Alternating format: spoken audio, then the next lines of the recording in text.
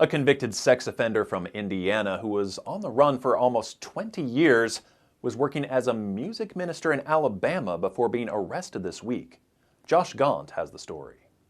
I never would have thought that it was to this degree. Pastor Willie Perry of the Evergreen True House of Prayer Missionary Baptist Church is still trying to wrap his head around being lied to for 10 years by his minister of music, who he knew as Larry White. He's a good liar.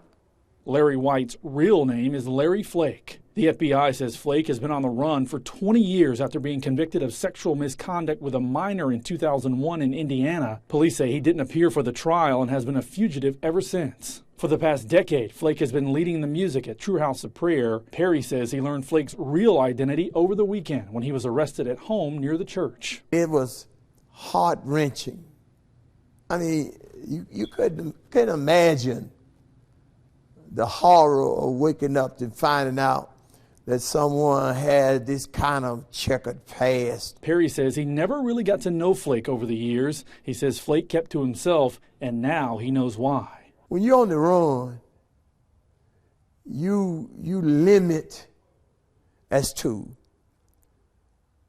what people know about you. Perry tells us he hired Flake after receiving references from at least 2 churches, but going forward, Perry is going to triple check someone's background. Trust, but verify.